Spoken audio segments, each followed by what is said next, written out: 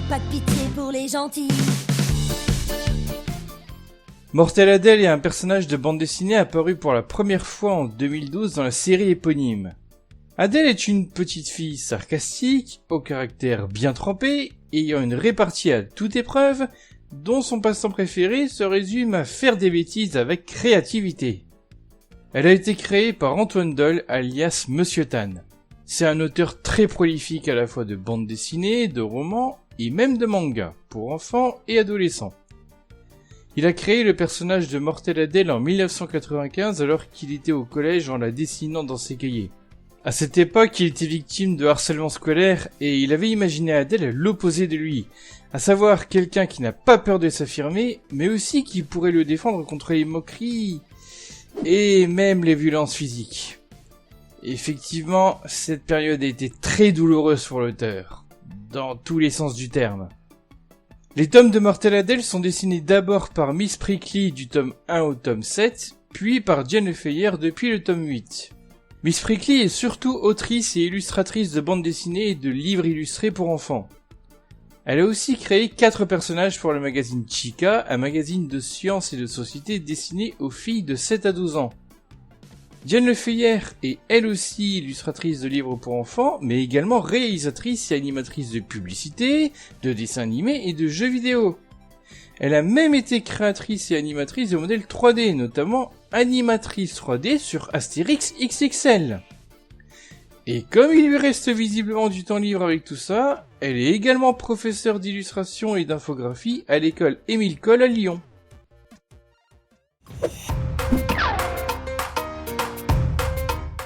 Adèle est quelqu'un qui a un dégoût pour tout ce qu'on attribue traditionnellement aux petites filles, notamment tout ce qui est rose et mignon. C'est une des raisons qui fait d'Adèle une tortureuse professionnelle de chat. Dans une interview que Monsieur Tan a accordée à la chaîne Nickelodeon, il dit qu'Ajax, le chat d'Adèle, représente tout ce qu'on impose de mignon aux enfants et que c'est pour ça qu'Adèle le repousse et le torture sans cesse. Il est par ailleurs difficile de savoir quel âge a Adèle. Pour rester sur Ajax, à la base elle voulait un bébé lion. Oui, Adèle aime les animaux dangereux. Pour lui faire plaisir tout en la dupant, ses parents lui ont donc offert un chaton. Elle a d'abord cru à la supercherie, mais ayant découvert le pot rose, et comme vous le savez maintenant, elle n'aime pas le rose, c'est aussi pour ça qu'elle ne cesse de vouloir le torturer. Ben ouais, à quoi sert un stupide chat qui ne pourra pas dévorer tous les gens qui embêteront Adèle? Mettez-vous à sa place. Ça ne l'empêchera pas de se faire avoir une deuxième fois avec un hamster que ses parents lui offrent. Oui, parce qu'en fait, elle voulait un bébé grizzly. Pour rester dans son rejet du mignon, elle n'aime pas les films d'animation pour enfants qui ont la fâcheuse habitude de les effrayer, mais elle aime en revanche les films d'horreur et fantastique ou encore la famille Addams dont elle a des posters dans sa chambre. Mégalomaniaque, elle semble avoir des envies de domination du monde. En fait, elle dit même souvent qu'elle voudrait être présidente de la galaxie. Considérée comme une fille bizarre, elle n'a pas d'amis dans les premiers tomes, si bien qu'elle se crée un ami imaginaire, qu'elle choisit sous la forme d'un entretien d'embauche. On verra tout au long des tomes qu'entre Magnus et ses bêtises, son meilleur ami sera toujours son imagination. Il y a pourtant certains enfants qui l'aiment bien, hein. Jennifer, qui a carrément décrété qu'elle était la meilleure amie d'Adèle alors qu'elle sort de nulle part dans le tome 6, et surtout Geoffroy qui est purement et simplement amoureux d'elle. Et Adèle le lui rend à sa façon, en faisant de lui son esclave par exemple.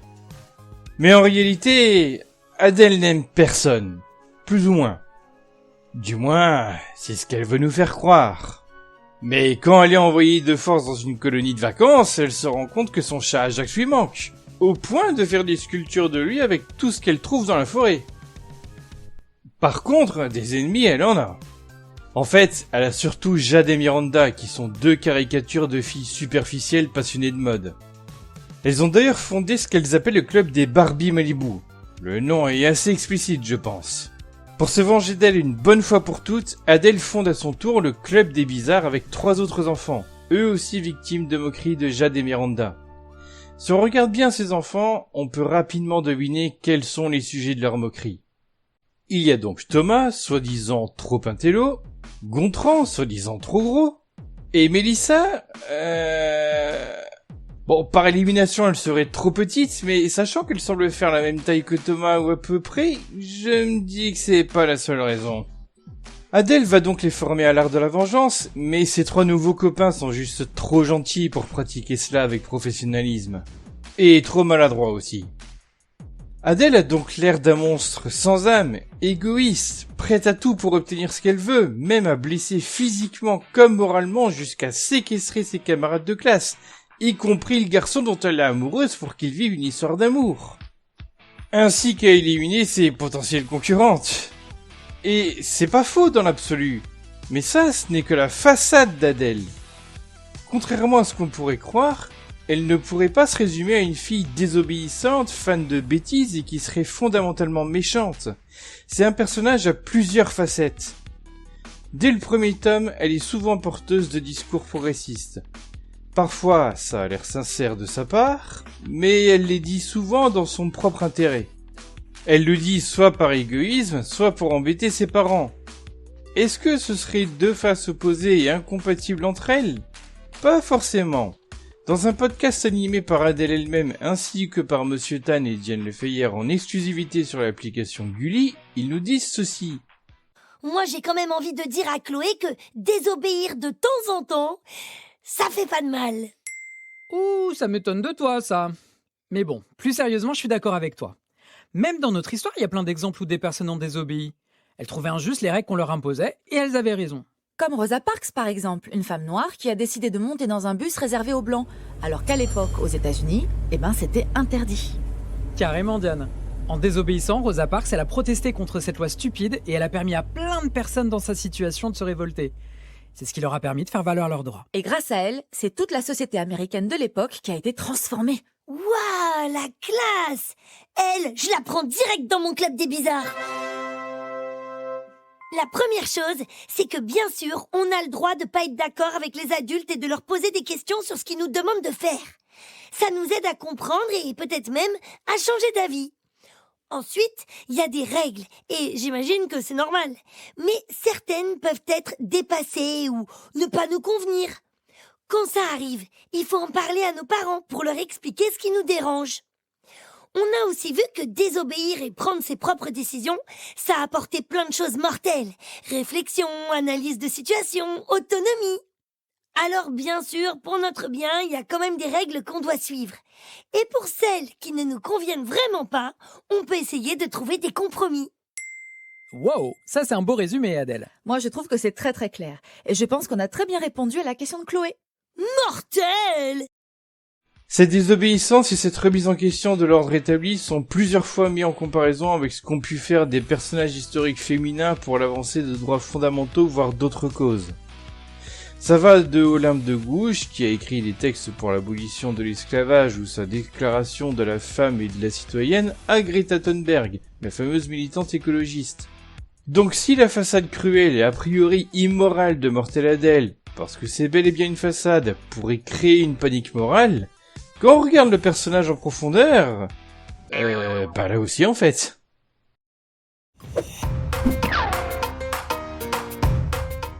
La licence Mortel Adèle se décline aujourd'hui sous diverses formes. Les tomes classiques, les tomes aventures avec une longue histoire, les romans, la série dérivée sur Ajax, ou encore des albums musicaux. Et oui, Adèle chante. Et je peux vous dire que ces chansons sont absolument dans l'esprit des BD. Il faut dire que Monsieur Tan et Diane Lefeyer sont totalement impliqués dans la création de ces chansons.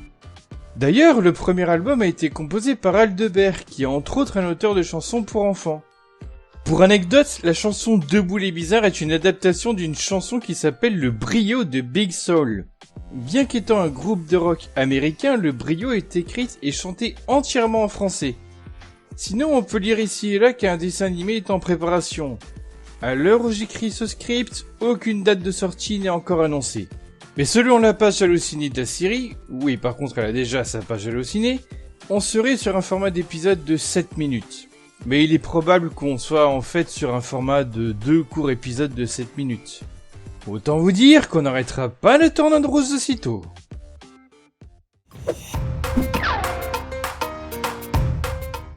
Alors, en résumé, qui est Mortel Adèle ? Et aussi, qu'est-ce que Mortel Adèle ?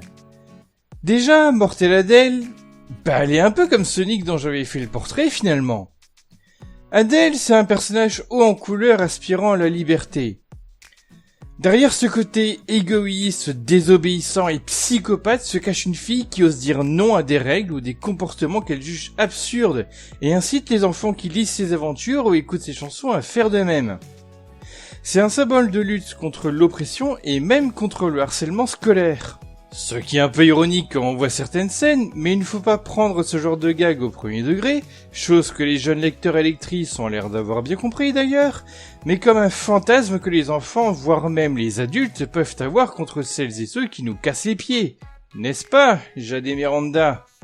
C'est aussi un moyen de montrer que ce que représente ce genre de personnage ne doit pas être valorisé. Mais bref, sur une page de son site officiel, on peut télécharger un guide d'information sur le harcèlement scolaire, qui, par ailleurs, se poursuit en ligne de nos jours via les réseaux sociaux.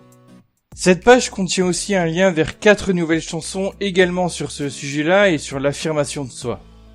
Elle en parle également parmi d'autres sujets dans son podcast dont je vous ai fait écouter un extrait tout à l'heure. Du coup, s'il y a bien une chose à retenir sur Adèle, c'est que c'est une super héroïne sans cap pour les gens différents, en marge des autres, mais aussi des casseurs de code qui apprend à remettre certaines choses en question. Je parle pour les enfants bien sûr, mais c'est vrai aussi pour les adultes. Car même pour les grandes personnes, elle est capable de créer des émotions très fortes. Le personnage d'Adèle, je le trouve hyper intéressant. Enfin, je trouve que c'est, on a en tant que père et en tant que parent, on a toujours cette peur un petit peu de voir, parce qu'on n'a pas accès à la cour d'école. Enfin, moi, je sais que j'ai vu de loin une fois ma fille jouer dans la cour d'école et on a un peu cette boule au ventre de se dire oh là, comment elle est reçue dans la cour, est-ce qu'elle est pas toute seule, est-ce qu'elle se fait chahuter ou pas, et de voir cette fille atypique qui s'en fiche un peu des préjugés, tout ça, c'est assez réconfortant et je trouve que c'est un message très chouette pour les enfants parce qu'ils sont très dans la comparaison et puis moi elle va avoir 8 ans donc ça commence vraiment à regarder les vêtements, elle s'en fiche de ses fringues, ça commence vraiment à voir avec qui t'es copine, avec qui t'es pas copine, donc elle a cette attitude rebelle un peu what the fuck qui est très cool et qui est très réconfortant je pense inconsciemment pour les enfants et aussi pour les parents. Et ça, je pense qu'Adèle le sait, car elle envoie promener la tranche d'âge de son propre magazine. Qu'elle vous fasse rire, pleurer ou même qu'elle puisse vous paraître dérangeante, je suis sûr qu'elle ne laissera personne indifférent. Elle a d'abord été virtuellement la vengeuse de Monsieur Tan quand il était au collège, il l'a partagée ne serait-ce qu'à déjà plusieurs générations d'enfants et sûrement quelques grands-enfants, et pour ça, je pense qu'on peut le remercier. Ah, et c'est quoi Mortelle Adèle ? Eh ben, c'est 12 ans de bêtises depuis 2012, 21 tomes pour la série principale, des romans, une série de BD dérivés, 3 albums musicaux, un podcast dédié aux bizarres, des produits dérivés en tout genre, une exposition interdite au Nasbrock au festival de BD d'Angoulême, et bientôt une série animée. Tout ça fait de Mortelle Adèle une héroïne terriblement attachante. Il y a un petit garçon qu'on a rencontré la dernière fois qui nous a dit « Moi, j'ai rencontré Adèle il y a 2 ans. » Il nous a pas dit « J'ai acheté un livre », il nous a pas dit « J'ai lu une histoire », il nous a dit « J'ai rencontré Adèle ». Et les enfants nous parlent d'elle comme d'une amie, d'une confidente, d'une personne qui les aide au quotidien, qui les accompagne. Voilà. Et c'est ça qui est un privilège aujourd'hui d'accompagner cette petite fille.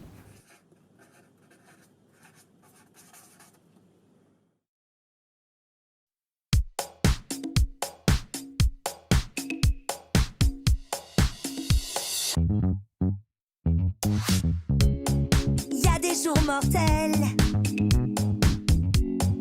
et il y a des jours sans. Des jours exceptionnels et d'autres pas très marrants.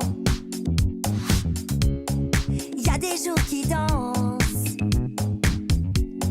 et des jours énervants.